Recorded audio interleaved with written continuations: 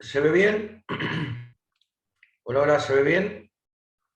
Sí, sí, sí, Bueno, continuemos. Ya habíamos expresado la situación de lo que estaba ocurriendo. Esta es la curva del diagrama de Bode de la ganancia. Esta es la recta de 1 por beta, de 1 sobre beta. La diferencia nos da la ganancia del lazo. Habíamos hablado de la frecuencia de los polos, que es día a las 5, día a las 6, día a las 7. A su vez, veíamos que a la frecuencia de dichos polos, el desfasaje se daba el primer polo a 45, el segundo el segundo a 135 y el otro a 225. La ganancia del circuito abierto a circuito abierto día a las 5 sobre toda esta expresión. Por lo que el módulo se lo puede obtener fácilmente y la fase, para cualquier frecuencia, ¿no? ¿Sí? Y la fase la podemos determinar phi como menos el arco tangente, o sea, menos el arco tangente de toda esta expresión, la suma de todo estos arcos tangentes. Acá se ve perfectamente. Por ejemplo, para una frecuencia a la cual el ángulo de fase es de 180 grados, se puede hallar es aproximadamente de 3,2 a 180 grados. Fíjense, esta es 3,2 por 10 a la menos 6. ¿Sí? A esta frecuencia, fíjense, si continuamos, la ganancia del circuito del amplificador es de 60 dB. Bien. Ahora, veamos esta recta marcada como A, ¿sí? Representa que hay un factor de ganancia de 85, perdón, 20 logaritmos 1 sobre beta es de 85 dB, el cual 85 dB corresponde a un beta de 5,6 por 10 a la 5. Y A sub F, que es 1 sobre beta, es de 83,6 dB, o la ganancia del circuito cerrado, A sub F. ¿Sí? La ganancia del circuito, como vemos, es la diferencia entre A y 1 sobre beta, y corresponde el punto X1 a la frecuencia que va a ser X1 ahora. X1 va a corresponder a la frecuencia en la que A por beta es igual a 1. O sea, va a ser nuestro nuevo 0 dB o ganancia 1. Por eso, bueno, como la ganancia del circuito o del circuito o ganancia del lazo, que es lo mismo, es la diferencia entre A y 1 sobre beta, ¿sí? Bien, la intersección esta, X1, este punto X1, corresponde a la frecuencia a la cual A por beta igual a 1. ¿Sí? A esta frecuencia A por beta igual a 1. ¿Sí? ¿Qué significa? Este va a ser nuestro, para poder determinar margen de fase y ganancia, este va a ser nuestro nuevo ganancia 1, 0 de nuestro nuevo punto 0 de B de referencia del módulo A por beta. Fijémonos, este punto X1 va a corresponder a una frecuencia aproximadamente de 5,6 por 10 a la 5, este punto X1. Y el ángulo de fase es de 108 grados. X1 va a estar a 5,6 por 10 a la 5, 5,6 por 10 a la 5 y a 180 grados de pasaje. Este amplificador es estable, con una ganancia de lazo de 85 dB, es estable, Fíjense, va a tener un margen de fase de ¿cuánto? 108 menos 180 de 72. Y el margen de ganancia se puede obtener con facilidad, 0. ¿Sí? 0 de B, o 0 de B, menos 180 grados, nos va a dar un margen de ganancia de 25 dB. O sea, ¿cómo determinamos el margen de fase acá? Bueno, fíjense, el margen de fase para ganancia 1, ¿sí? 108 menos 180 nos va a dar toda esta diferencia de 72 grados. Y luego, ¿qué hacemos? Para 180 grados, donde corta el desfasaje entre la señal es de 180 grados, ¿sí? La diferencia entre 0 dB o ganancia 1 y donde corta la curva de ganancia en 180 grados, nos va a dar que el margen de ganancia es de 25 dB. Eso ya lo sabemos. Bien.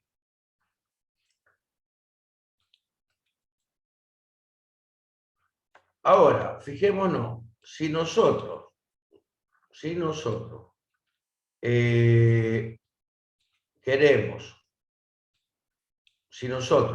queremos a continuación, vamos a suponer que deseamos un amplificador que tenga unas ganancias a circuito cerrado de 50 dB de valor nominal.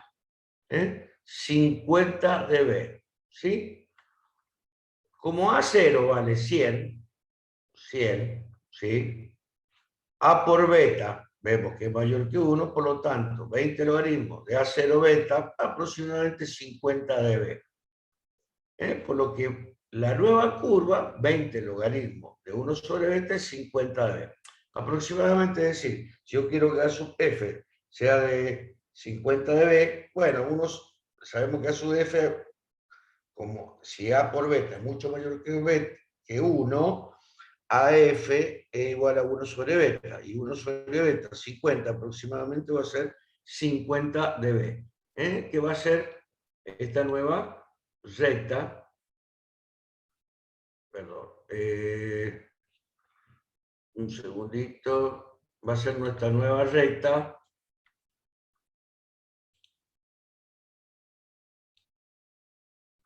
esta nueva recta va a ser 1 sobre beta, 50 dB, que va a ser la línea B. Y que va a cortar en el punto X2 a la curva de ganancia de lazo abierto. Fíjense que la fase, ya directamente, ¿qué está ocurriendo? Este es mi nuevo 0 dB o ganancia de lazo 1. ¿Sí? Ganancia de lazo 1. Fíjense que si este punto X2 es mi nueva referencia, fíjense que va a cortar, X2 va a cortar ya con un margen de fase, ya en una fase superior a 180, o sea, no tengo margen de fase. Por lo tanto, es inestable. A 50 dB, fíjense, si la ganancia de circuito cerrado es de 50 dB, fíjense qué fabuloso. Ya sé que es inestable, muchachos. Es inestable. Ahora, vamos a decir que vamos a elegir otro valor. Vamos a elegir 60 dB, o sea, en vez de 50 dB, 60 dB, 60 dB acá. 1 sobre beta, 20 logaritmo 1 sobre beta, 60 dB. Fíjense que para 60 dB, si este es mi nuevo cero, está justo en el límite. 180 grados. Lo que pasa es que no tengo margen de fase. Si este es mi 0 dB, ¿dónde corta la curva de fase? En 180. Por lo tanto, 60 dB es el lugar mínimo. Este es el valor de ganancia, lo primero que puede ya hay que tener cuidado, este es el valor puntual a la cual puede empezar a oscilar, ¿sí? A oscilar. Entonces, ¿qué hacemos nosotros? ¿Qué vamos a hacer? Vamos a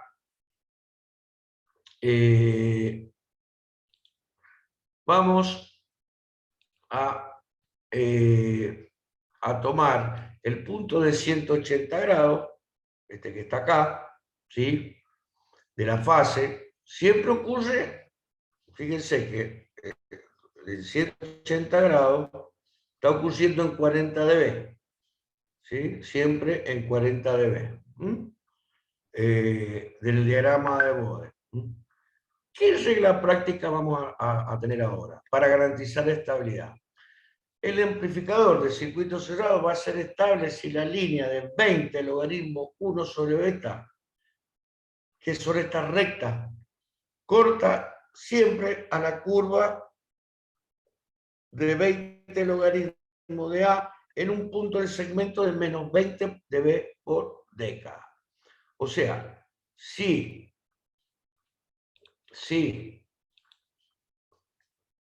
fíjense, si yo estoy trabajando desde este punto hasta este punto, ¿sí? Donde están los menos 20 dB, cualquier lugar donde yo trace la recta de 20 logaritmos de 1 sobre beta va a estar sobre la línea va a estar sobre la línea de va a estar sobre la línea de 20 dB por década, que va a ser este margen. Siguiendo este punto se va a garantizar un margen de fase de por lo menos 45 grados. ¿Por qué? Fíjense, si yo trazo el punto, si yo trazo, por ejemplo, el último punto, donde yo puedo trazar mi curva, fíjense que va a ser donde termina la pendiente de 40 dB, acá, está mi nueva recta, ¿sí? Y si este es mi nuevo 0 dB, fíjense, mi margen de fase va a ser la diferencia aproximadamente de 45 grados. Digo, este punto donde se genera el segundo quiebre es mi nuevo punto de referencia de ganancia unitaria. Por lo tanto, me voy hasta la curva de fase y veo que la diferencia es aproximadamente de 45 dB.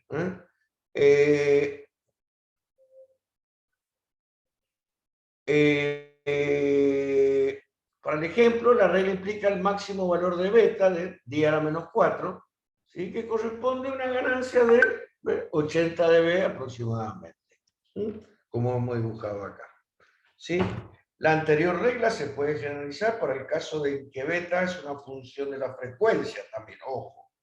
La regla general se expresa 20 logaritmos de 1 sobre beta de fotomega y 20 logaritmos de fotomega. La diferencia dependiente la vamos a llamar, no deben exceder 20 dB por década. Entonces, como ven, siempre, una vez dibujado el diagrama lazo abierto, ¿sí? Siempre la recta, la ganancia de lazo o la nueva recta 1 sobre beta tiene que estar como mucho no superar el quiebre de los 20 dB. Nunca superar el quiebre de los 20 dB. O sea, que como marcábamos acá, fíjense, en el quiebre justo de los 20 dB, donde se dan los 80 dB. Los 80 dB. De tal manera que no, para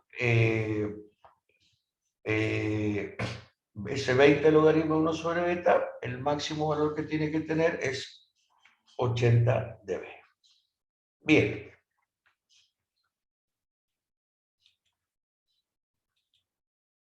Un segundito.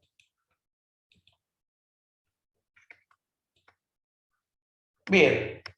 Compensación en frecuencia. Nosotros hemos estado hablando de este caso cuando se genera la estabilidad. Cuando se hace el amplificador realimentado, o sea, es inestable, lo tenemos que compensar.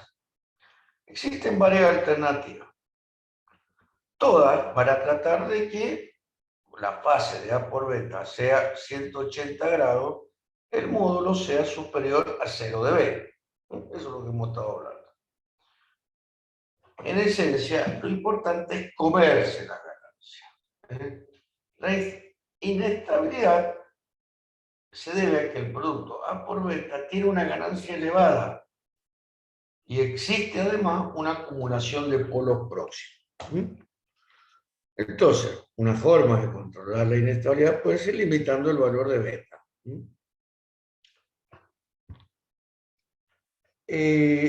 Vamos a estudiar otros métodos de compensación. Y en sí va a ser modificar la función de transferencia a lazo abierto de un amplificador de 3 o más polos. De forma que el amplificador sea alimentado, sea estable para cualquier valor deseado de A por beta. El método más simple se denomina el del polo dominante. Consiste en introducir en la función de ADS a una frecuencia muy baja, FD, de forma que la ganancia de lazo abierto se modifica un valor A'S y que la curva que intersecta 1 a 20 logaritmo 1 sobre beta, una frecuencia a la cual la fase no sobrepase los 180 grados, que es lo que vimos en la filmina anterior. Entonces, ¿cómo se hace? Vemos, en rojo está la curva de A0, ganancia de lazo abierto, A sub S. ¿Por qué? Cuando la ganancia es mayor que 1, ¿sí? O lo que es lo mismo, la ganancia a 180 grados, a 180 grados, ¿sí? Es mayor a 0 dB. Esto se puede cumplir. Porque, vuelvo a repetir, ¿para qué eso vamos a tener que compensar? Como dice acá, para la ganancia, para 180 grados, fíjense, 180 grados, ¿sí? Ya es mayor a 0 dB, ¿sí? O sea, o mayor que 1, ¿sí? O mayor que 1, acá lo estamos viendo. Vamos a tener una realimentación beta con ganancia 40, esta línea negra, la cual es alta, o que lo mismo tiene una ganancia de 10 a la menos 2. Lo que hacemos primero es dibujar una línea de 20 logaritmos de 1 sobre beta en 40 dB, como está acá. ¿Sí? ¿A dónde intercepta ADS? En un punto en el cual A beta es igual a 0 dB o A beta igual a ganancia 1. ¿Sí?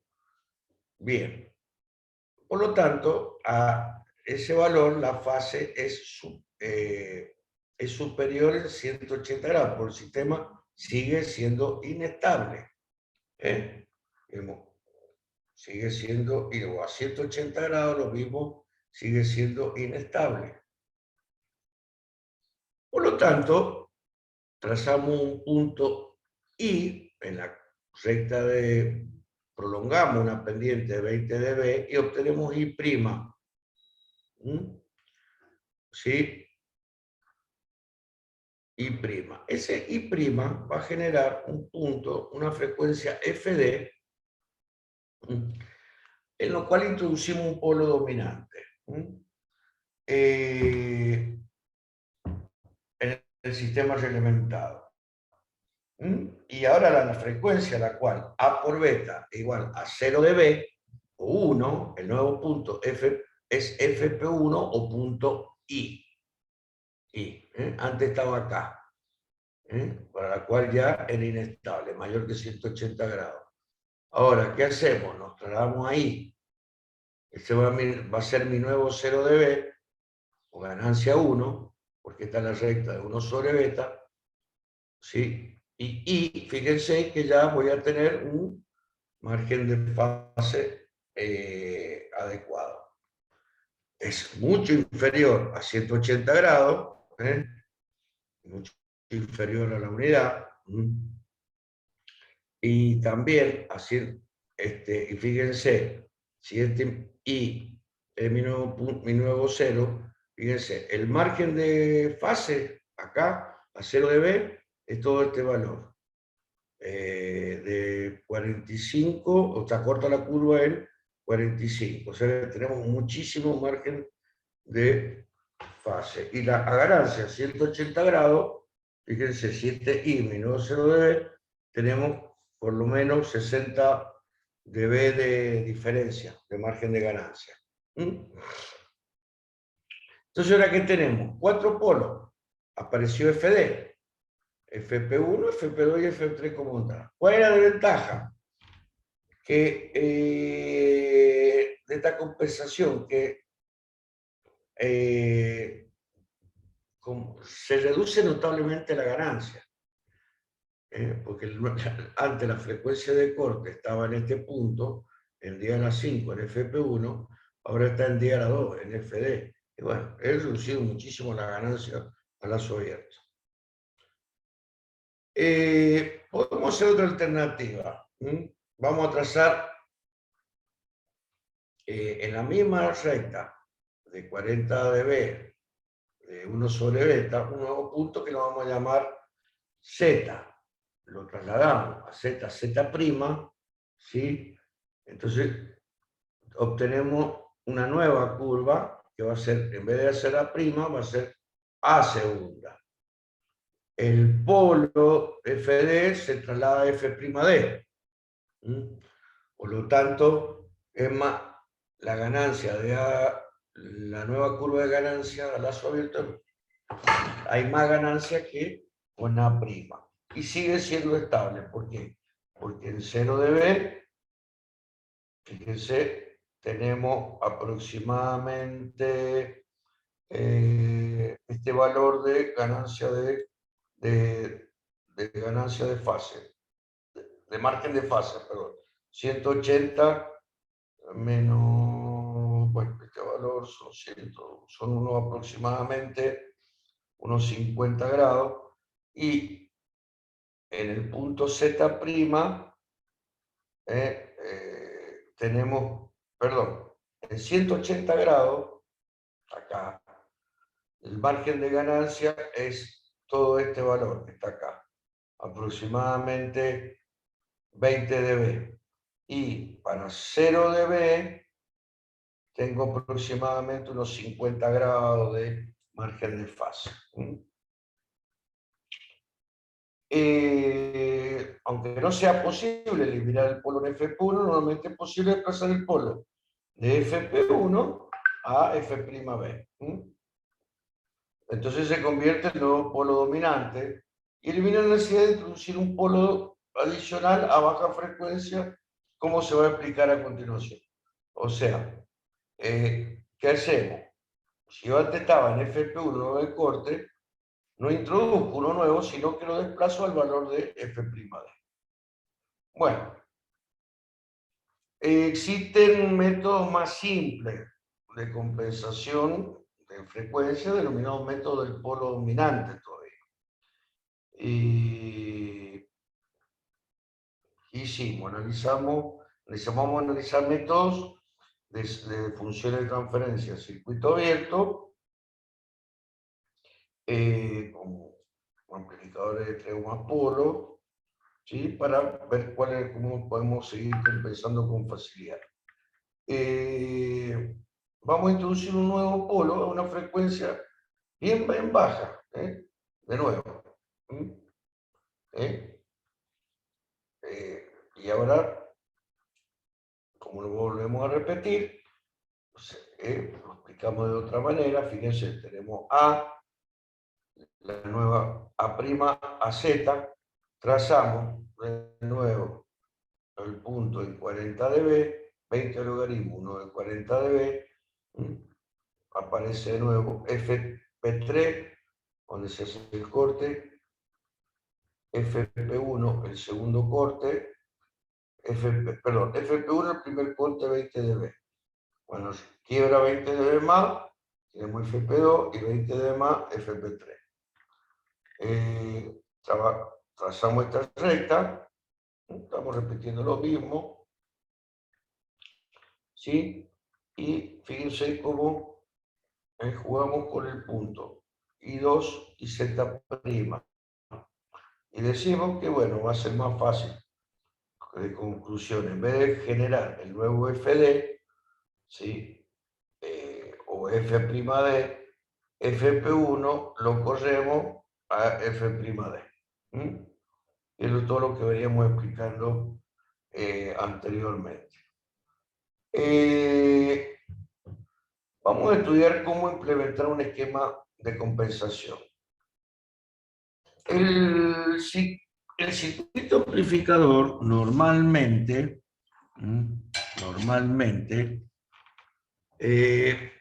consiste en etapas con determinadas ganancias, todas en cascada, y cada etapa puede tener uno o dos más polos de la función de transferencia. O sea, el responsable que aporte 1, 2, 3 polos en la función total.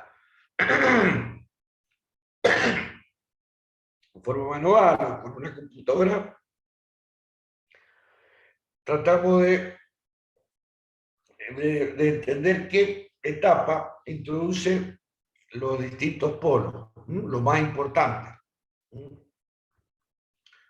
Supongamos, fíjense, que el primer polo, FP1, se introduce en la interfaz entre estas dos etapas de dos amplificadores diferenciales.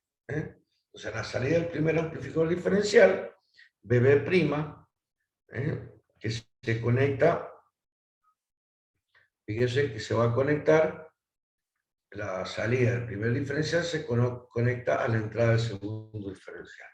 ¿Sí? Bien, ya aparece un circuito equivalente de la fuente de corriente con la resistencia equivalente entre B y B' y la capacidad equivalente entre B y B'. Rx y Cx.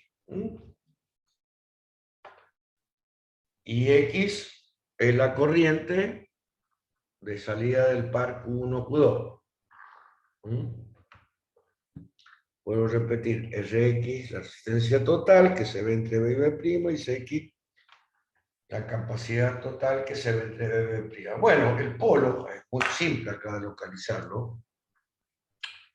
Perdón, el polo es muy simple de localizarlo porque directamente uno solo pi Cx Rx. O sea, esta etapa introduce este polo. ¿Qué vamos a hacer? Vamos a conectar un condensador de compensación CC, ¿sí?, entre los nodos B' y B. Ahora, el nuevo polo estará, obvio, a una frecuencia mayor, a una frecuencia menor. ¿Por qué? Y porque vamos a conectar un capacitor externo, se van a sumar las capacidades, el denominador va a aumentar y esta frecuencia va a disminuir. Esta compensación se la denomina, o sea, se corrió hacia la izquierda, frecuencia inferior, se la denomina compensación polo IC.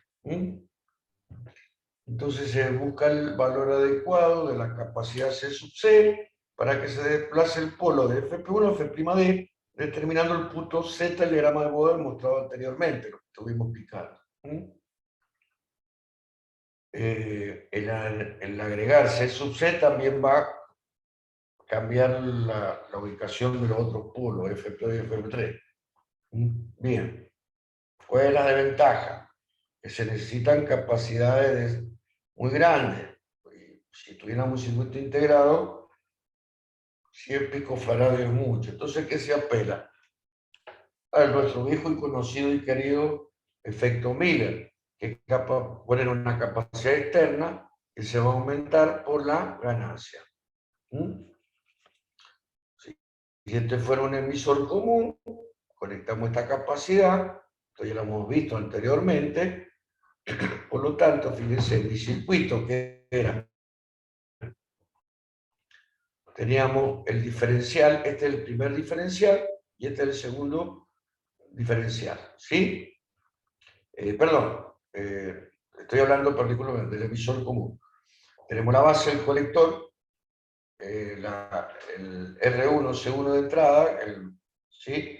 CPI, y la salida C2, R2. Sí, bueno, esto, fíjense, ¿qué hacíamos?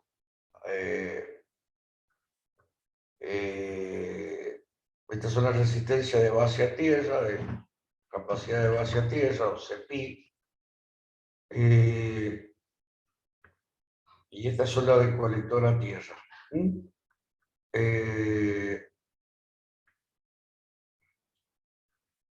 Al aparecer C sub F, ¿sí? Antes teníamos dos polos, FP1 y FP2, ¿sí? Ahora, si tenemos en cuenta que aparece, que introduzco, este es el polo de entrada y este es el polo del circuito de salida. Bueno, ¿qué ocurre? Si ahora yo coloco C sub F en forma externa, ¿qué pasa? Me va a aparecer un nuevo FP1, omega prima 1 y omega P2. Que en la entrada se multiplica por la ganancia y a la salida directamente el valor de C sub F. Bueno, si vamos aumentando C sub F, omega prima se reduce y omega P2 al revés, aumenta. ¿Sí? Esto va siendo una separación de polos.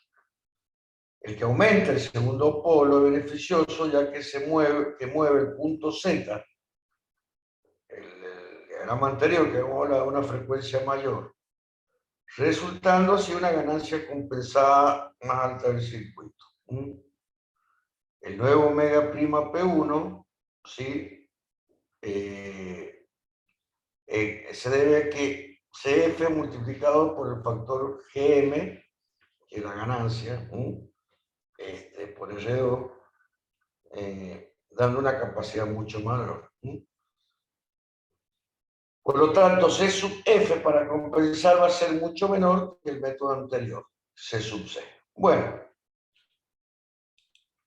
esto es todo, chicos. La semana que viene ya empezamos a ver amplificadores de potencia B, A, B, B. Y bueno, nos quedan 5 clases, 6 clases, 6 semanas aproximadamente. Y bueno, por favor, les sugiero que vayan al laboratorio y cumplan con todas las exigencias de los jefes de trabajo prácticos. Bueno, si Dios quiere, Ingeniero, nos le hago una vemos pregunta. la semana que viene. Que tengan una linda semana. Señor. Con respecto a los proyectos finales, ¿eso hay como una fecha o algo para hacerlo? No, el proyecto final normalmente nosotros lo tomamos en exámenes finales. Y hay unos requisitos, porque no sé si hay un chico que me mandó, Varela, me mandó. Yo ahora les voy a mandar por WhatsApp los requisitos del examen. Ustedes el examen lo pueden rendir de dos maneras. Hace unos años el Centro de Estudiantes nos pidió que diéramos la oportunidad de rendir sin proyecto, porque decía que es un tema muy largo. Bueno, el alumno puede rendir por proyecto o por unidad. El viejo método saque la bolilla y hable del tema que le tocó en la unidad. o elegir proyecto. Si elige proyecto, tiene que ser pertinente y una serie de requisitos que se lo voy a mandar ahora. ¿Puede ser? Bien. Pero, por ejemplo, para promoción directa no sería, sino sería más Si usted para quiere, perfil final. lo que pasa que, a ver, promoción directa, ¿por qué no nos simpatiza? Porque entendemos que usted tiene que terminar por lo menos de ver a B. Fuente, bueno, fuente más simple, pero terminar a B, porque siempre está a B. Entonces, el proyecto, ¿qué es el proyecto? Es una manera de integrar la materia. Porque cuando ustedes vean los requisitos, a ver, permítanme, voy a abrirle los requisitos. Tengo 3 minutos, a ver si en 3 minutos lo puedo... Si no, lo reiniciamos.